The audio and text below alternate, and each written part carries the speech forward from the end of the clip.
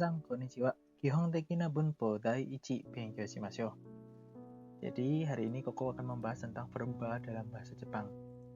Di video sebelumnya, kita sudah mempelajari kelas kata dalam bahasa Indonesia. Dan di sana, kita sudah mengetahui bahwa verba itu ada juga di dalam bahasa Jepang. Dan di dalam video ini, kita akan kupas tentang verba dalam bahasa Jepang, baik dalam polanya, perubahannya, dan apa saja sih kelompok-kelompoknya.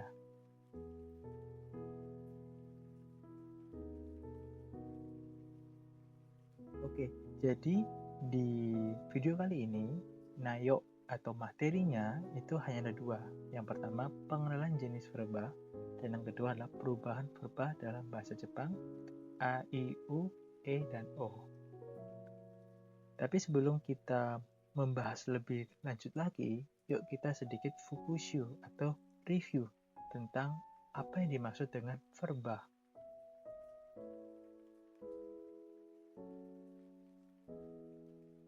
Jadi, verba atau yang sering disebut dengan kata kerja itu letaknya berada di predikat dalam sebuah kalimat. Oke. Nah, kalimat dalam bahasa Jepang dengan kalimat dalam bahasa Indonesia itu cukup berbeda. Baik strukturnya dan cara penggunaannya juga cukup berbeda. Nah, perbedaannya apa sih, Ko?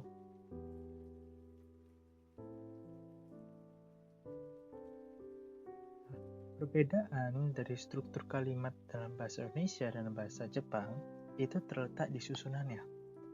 Kalau dalam bahasa Indonesia, kita kenal dengan kata SPOK, subjek, predikat, objek, dan keterangan.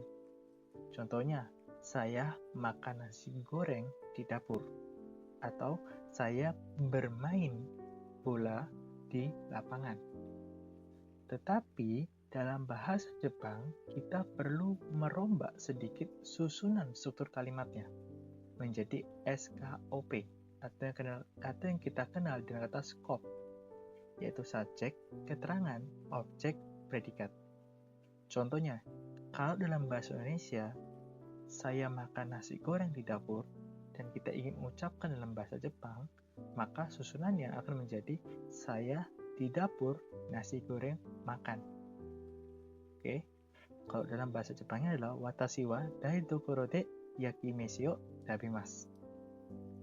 Watashi wa saya, dai dokoro de artinya adalah di dapur, yakimeshi nasi goreng, o tabimasu. Tabimasu yang menandakan atau berarti adalah makan.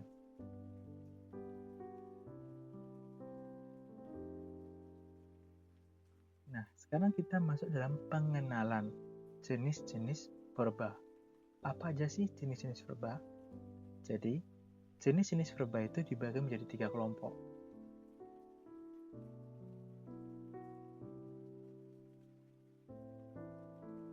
Kelompok yang pertama itu terdiri dari 9 akhiran atau 9 kelompok, yaitu akhiran u, tsu, ru, bu, mu, nu, su, ku, dan gu.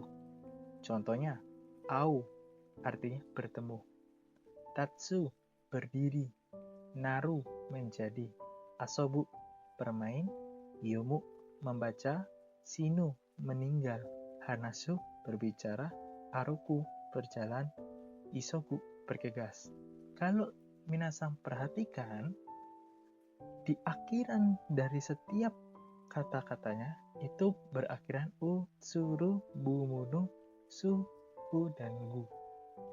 Jadi kalau minasan belum bisa baca hiragana, ada baiknya minasan bisa terlebih dahulu mempelajari hiragana dan katakana, ada di channelnya Koko. Jadi minasan bisa dengar hiragana dan katakana sambil dengerin Lofi biar lebih santai, lebih rileks gitu dalam mempelajari bahasa-bahasa. Oke, nah kelompok yang kedua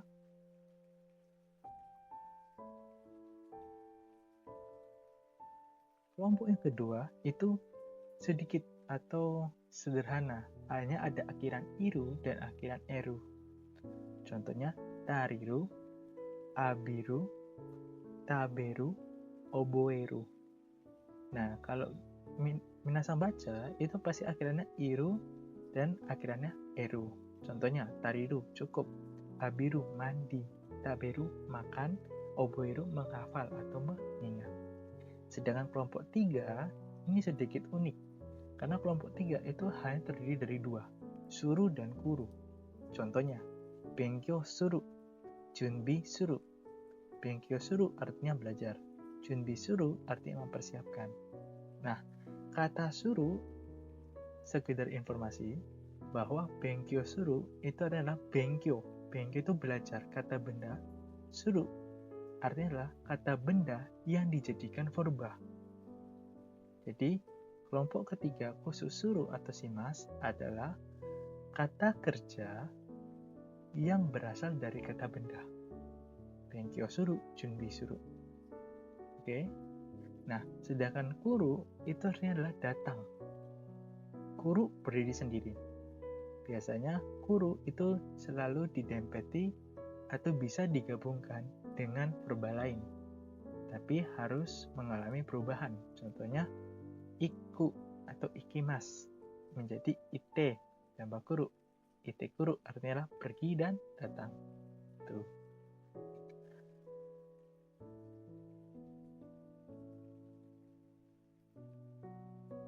Oke, sekarang kita masuk dalam sub yang kedua adalah perubahan jenis verba.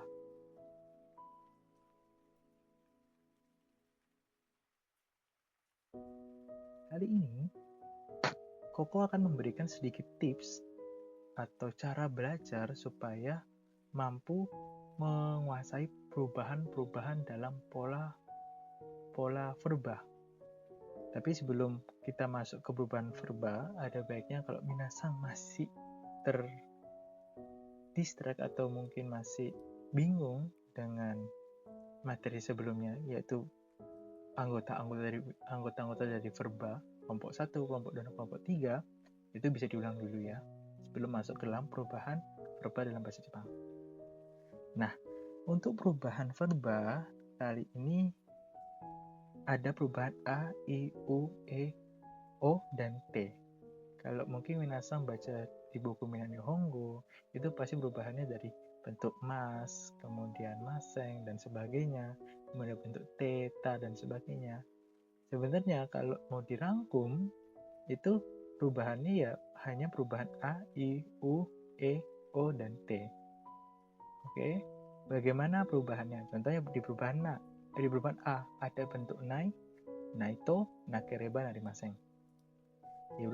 Di I ada perubahannya menjadi mas, nagara, yasui, nikui. Kemudian untuk di U hanya ada jishoke. Jishoke itu hanya kata kerja kamus. Jadi kalau minasang cari di kamus, itu yang keluar pasti bentuk jishoke. Nah, kemudian ada bentuk E. E ini bisa eba, bisa kanoseke, kemudian ada juga mereke. Jadi ada bentuk perintah di sana juga bisa. Kemudian kalau dibentuk O itu hanya ikoke, bentuk maksud. Sedangkan di T biasanya T atau ta gitu ya. Teke atau take.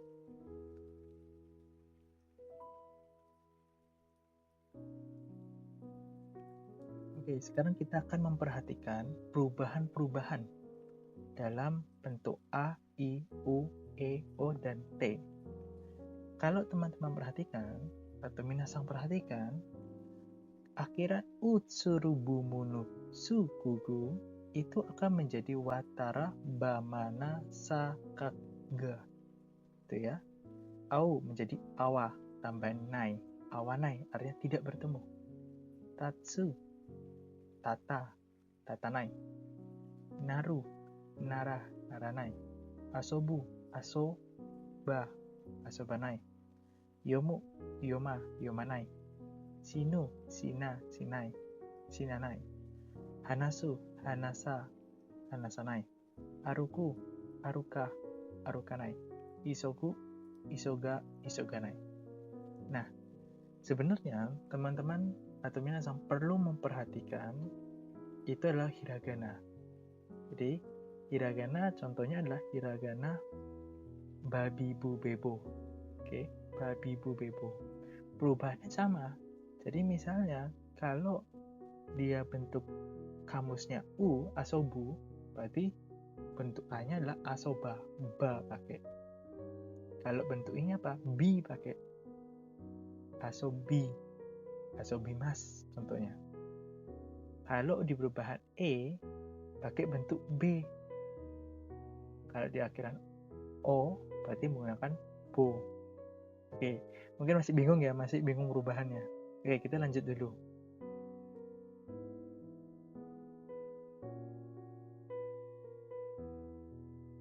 Oke, kalau dalam kelompok kedua, itu ru-nya dihapus saja.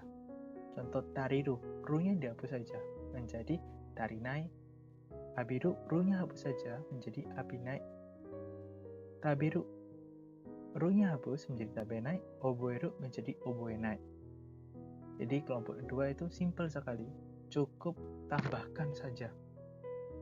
Tambahkan saja, cukup ru-nya dihapus dan tambahkan saja.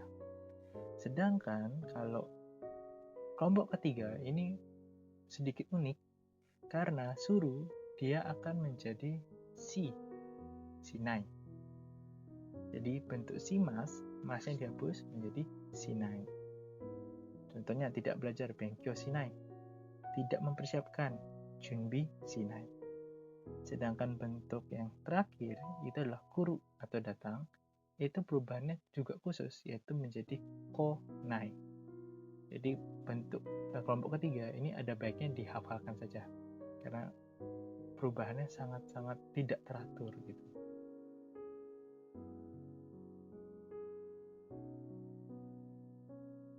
Nah, kalau I berarti akhiran u surubumu no sukugu diubah menjadi I semua. U menjadi I, su menjadi ci, ru menjadi ri, bu menjadi bi, mu menjadi mi, nu menjadi ni, su menjadi si, ku menjadi ki, gu menjadi gi. Sesimpel itu. Nanti au menjadi aimas contohnya. Aimas. Kemudian tatsu menjadi tachimas, naru menjadi narimas, asobu menjadi asobimas, dan seterusnya. Oke. Sedangkan kalau kelompok kedua, sistemnya masih sama. Hapus saja ru-nya. Seperti kelompok perubahan pola A tadi. Hapus saja ru-nya. Tariru menjadi tarimas. Abiru menjadi abimas. Taberu menjadi tabemas. Oboeru menjadi oboemas. Oke. Sedangkan kalau di kelompok ketiga, kembali harus dihafalkan. Suru menjadi simas, kuru menjadi kimas.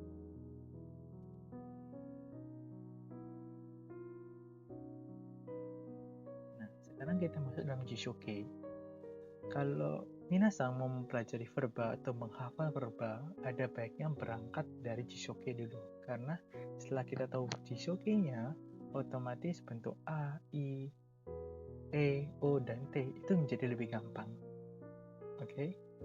Jadi kalau minasang mau menghafalkan verba, dimulai dari Jishoke atau kata kerja kamus. Nah, kalau bentuk Jishoke tetap utsurubu, muno, suku, gu, tetap gak ada yang berubah.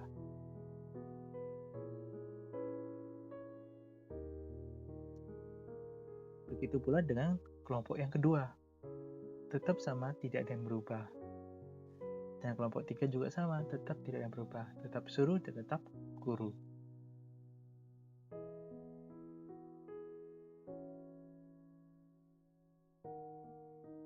Sekarang kita akan belajar tentang akhiran E. Akhiran E, seperti yang aku jelaskan di awal, kalau dia jadi E, berarti U menjadi E, su menjadi T, ru menjadi Re, bu menjadi B, mu menjadi Me, nu menjadi Ne, su menjadi C, ku menjadi K, gu menjadi G. Tetap sama perubahannya. Contohnya kita pakai bentuk ba. Aiba, ba itu artinya jika. Aiba jika bertemu, tateba jika berdiri, nareba jika menjadi, asobeba jika bermain, dan seterusnya. Oke, mungkin ini perlu sedikit dicerna, ya pelan-pelan saja, karena perubahan-perubahan pola ini kalau minasang bisa menguasai, mau ngomong sama orang Jepang lebih gampang pastinya. Yang kedua, mau pola bunponya sesusah apapun, serumit apapun, pasti bisa. Karena fondasinya itu ada di perubahan-perubahan pola ini. Oke.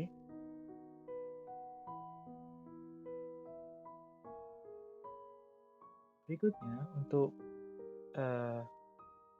pola kelompok kedua, sama seperti tadi, ru-nya dihapus, ditambahkan reru. Ini agak sedikit berubah dan perlu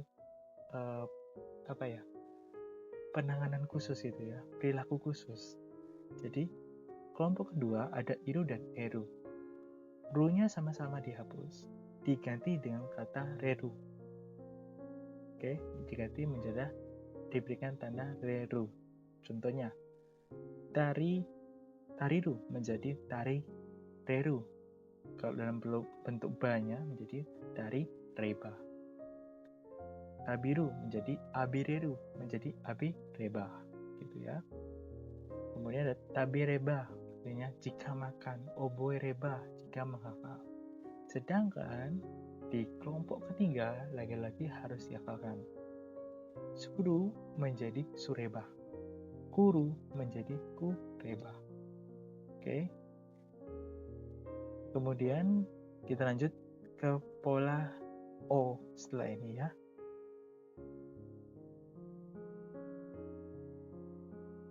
Jadi di pola O itu gampang. A, I, U, E, O maupun Suru, Bumbunu, Sukugu itu ubah saja dia menjadi bentuk O semua. Jadi Toro, Bomono, So, Ko, Go.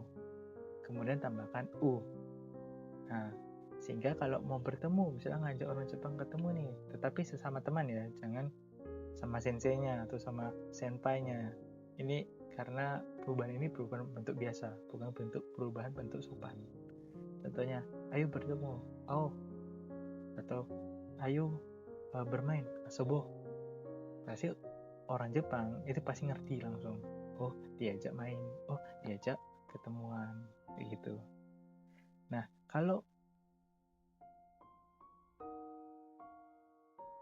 kelompok kedua dan kelompok ketiga itu sama, perlu penanganan khusus. Untuk kelompok 2 itu jadikan yo. Ru-nya dihapus, tambahkan yo. Contoh, melihat, miru menjadi miyo. Mandi, abiru menjadi abeyo. Makan, taberu menjadi tabeyo. Menghafal, oboeru menjadi oboeyo. Nah, untuk kelompok ketiga ini perlu perilaku khusus juga, dan ada baiknya dihafalkan saja. Suru menjadi shio dan kuru menjadi koyo. Contohnya, ayo pergi atau ayo datang, koyo, gitu ya. Ayo mempersiapkan, junbi shio. Ayo belajar, benkyou shio. Oke. Shio,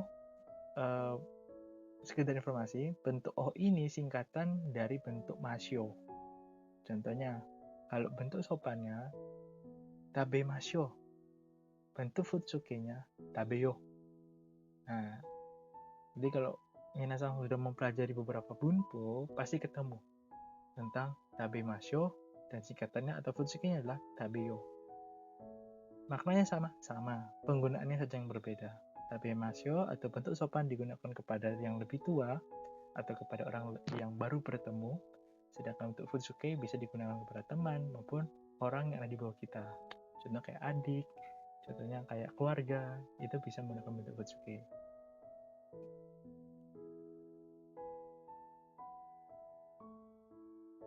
Kemudian bentuk T. Bentuk T ini adalah sebuah momok bagi mahasiswa baru terutama, maupun pelajar-pelajar baru. Kenapa? Karena T ini perlu dihafalkan perubahannya. Dan memang nggak gampang untuk dihafalkan. Malahan lebih gampang itu dibentuk A, I, U, E, O ketimbang dibentuk T. Nah, untuk bentuk T itu ada dibagi menjadi beberapa. Yang pertama utsuru. Utsuru. Utsuru itu perubahannya menjadi T, T-nya double.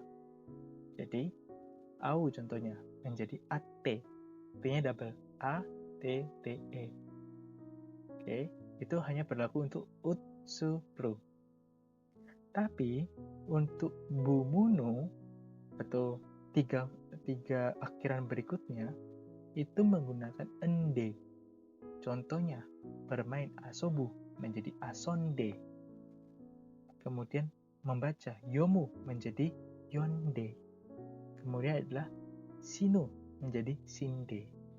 Oke, jadi kalau teman-teman menemukan akhiran-akhiran bumuno, pasti bentuk T-nya adalah ende. Bentuk jika teman-teman atau minasang menemukan bentuk utsuru, maka pasti perubahan T-nya adalah bentuk T, T-nya double. Oke. Nah, 3 pola berikutnya, su, gu, gu, ini sedikit berbeda. Tidak bisa disamakan. Su menjadi site, gu menjadi ite, gu menjadi ide. Oke. Contohnya, hanasu menjadi hanasite. Kemudian, aruku menjadi aruite. Dan isogu menjadi isoide. Nah, bentuk T ini biasanya digunakan dengan kudasai. Artinya tolong gitu ya, T kudasai. Tapi kalau teman-teman sudah mempelajari Minan no Nihongo, pertama, di dalam futsuke-nya tidak dijelaskan perubahan bentuk T kudasai futsuke-nya apa. Ternyata T kudasai itu bentuk futsuke-nya adalah ate atau menggunakan bentuk T tanpa kudasai. Jadi, kalau teman-teman ketemu orang Jepang nih, atau teman Jepang, bisa langsung misalnya, tolong berdiri dong, tate. Otomatis mereka pasti ngerti gitu. Oh, berdiri. Nah,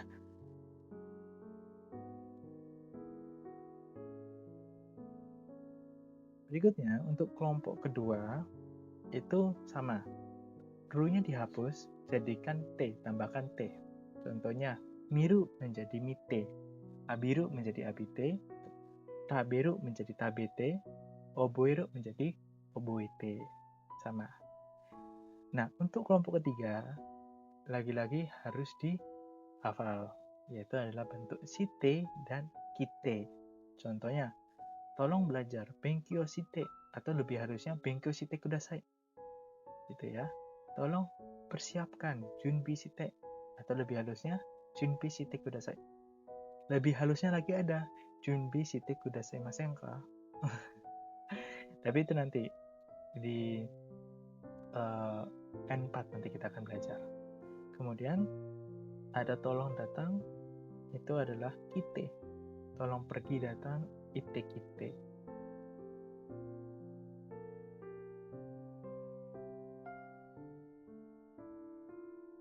Oke, sekian dulu materi dari Koko tentang verbal dalam bahasa Jepang.